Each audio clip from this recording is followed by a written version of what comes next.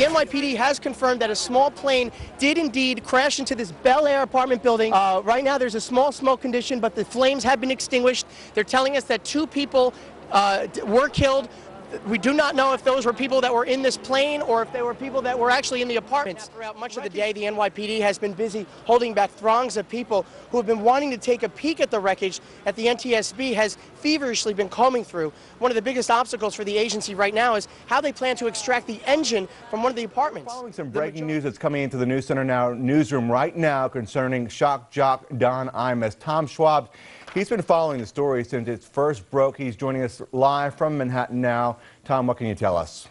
Well, good evening, Paul. That's right. It's coming right over the wires. MSNBC says it will no longer simulcast Don Imus's radio program.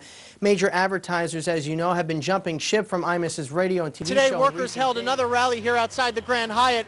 Despite the mounting lawsuits and penalties they face if they do decide to strike, many workers I spoke to say they remain steadfast in their decision to walk out if necessary. Former New York Mayor Rudy Giuliani says he wants privacy so he can deal with strained family relationships. With our team coverage with Tom Schwab. How's the scene?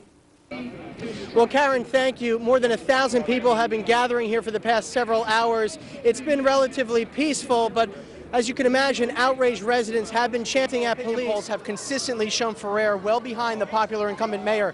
The Democratic hopeful promises an immense surprise tonight once all the votes are counted. A surprise Ferrer tells me is already apparent. You've seen it. It's people. Tom Schwab, he's live now out of Manhattan, where Mr. Cuomo and other Democratic candidates are going to be coming by shortly. Tom, I know it's early on in the evening, but that'll change soon. Well, I was going to say it certainly could not be more true, Rich. Good evening. You know, it's not been a close race, but it's certainly been a contentious one. In just a few hours, we will find out who will become New York's next Attorney General. But before we do, let's take a look back now at what has become one of the more memorable races in state history. Consider the takeover part of a sweetheart deal for a politically connected company. The developers, however, argue back, saying that protesters are standing in the way of progress. The mayor will likely spend the next 4 years sharing City Hall with the first female council speaker ever elected. These students find themselves in the middle of a delicate balancing act. Not only is their employment at stake, but so is their education.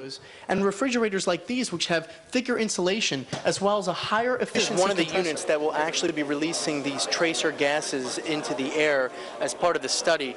Tell me exactly how this works. Officials expect the top of the rock to attract more than 2 million visitors a year. And once they get up here, they'll be treated to 80 miles worth of panoramic views. In fact, experts say the removal of the contaminants is so sophisticated that the end result is more pure than the bottled water you'd buy at the supermarket.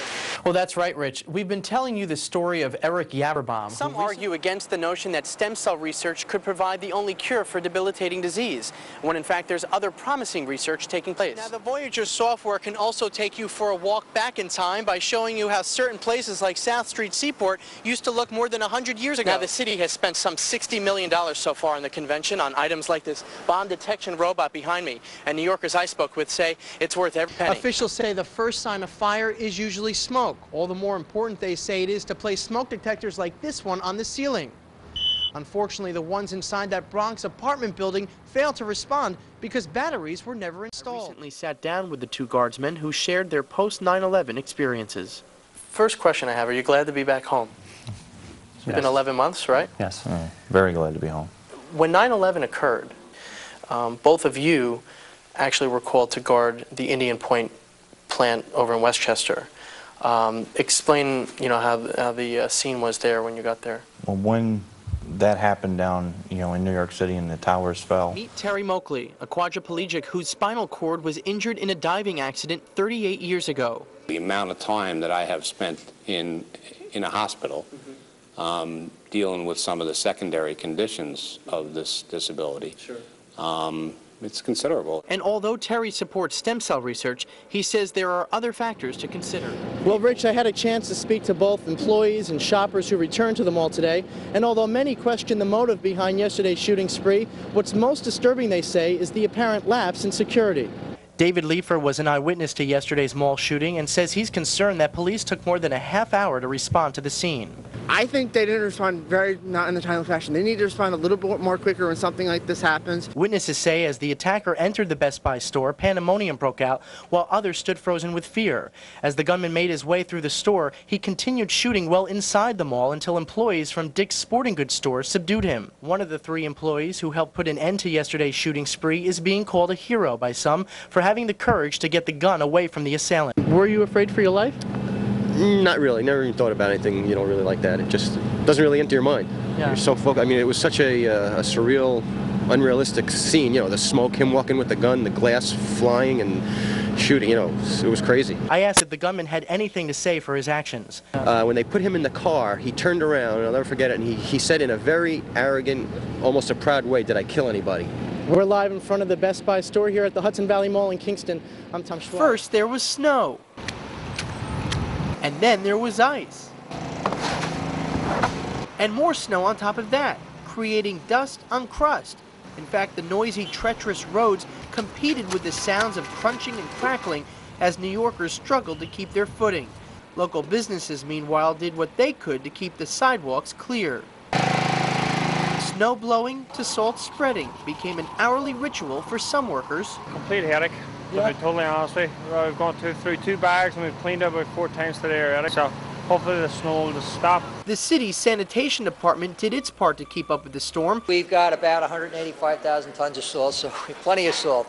Besides trying not to slip in this stuff, keeping your face protected is another issue. When the sleet hits you, it feels like you're being sandblasted, and that's in part to the strong winds, which are expected to get worse overnight. New Yorkers I spoke to say catching a cab today was nearly impossible, leaving many with only one option.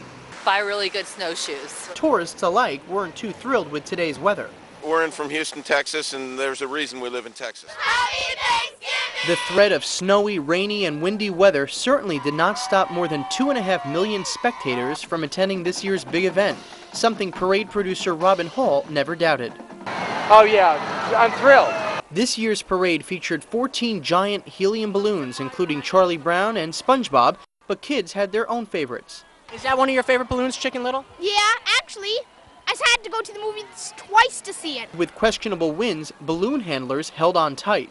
Is it hard to hold these balloons? No, very easy, very easy. They were worried about the winds this morning.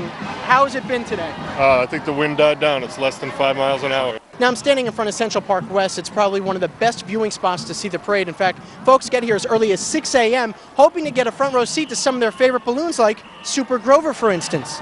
Some parade enthusiasts even came from other continents to be here. That's a pretty big endeavor. And has it let you down? No, not at all. It's absolutely awesome. And what would a parade be without a marching band? 10, in fact, some from as far away as Hawaii. But for the University of Louisiana cadets, being in this year's parade was one of personal triumph after their state was ravaged by Hurricane Katrina. Through all those challenges, they persevered and they became a much better band. Singer Aaron Neville, who also made the trip up from the devastated state, told me he's counting some extra blessings this holiday.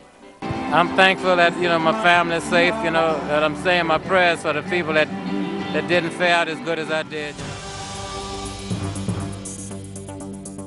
From the WRNN News Center, I'm Tom Schwab. In the headlines right now, authorities in West Palm Beach, Florida, think they've solved the brutal murders of a family of 4 2 weeks ago. He joins us from the News Center with more on that. Well, thank you, Rich. A federal jury found Vice President Cheney's right-hand man guilty today of perjury and obstructing justice. Passers-by become heroes in an overnight fire that has claimed the lives of 8 children and 1 adult. Good evening and welcome to Metro News Live. I'm Tom Schwab. Well, still to come on Metro News Live, a new ad campaign is in the works promoting the Big Apple overseas. We'll tell you why. Plus, it's Mega Millions mania. Officials are upping the ante once again, and that could spell more millions for the person who matches all 6 numbers. Welcome back. In Garden City, police called to a family home encountered a stomach-churning scene. A very unusual traffic stop for Suffolk County Police. They caught a driver traveling in the HOV lane with a dummy in the passenger seat. Clark missed the show 2 years ago when he suffered a stroke, but returned to the holiday staple last New Year's Eve. That's going to do it tonight for us on Metro News Live. Be sure to join us back here on Monday night. I'm Tom Schwab. We leave you now with a look at some local sports scores. Have a great weekend. In New York City, there's always a story to tell. And when it comes to city news, some stations can tell a good story, but RNN tells you the right story, in-depth, unbiased, and comprehensive. Whether it's from the steps of City Hall to the streets of Manhattan, RNN's Tom Schwab will be there. He's a reporter you can trust and gets to the heart of the story. Watch him go to work for you. RNN Metro, Monday through Friday starting at 8 p.m., right here on Channel 16.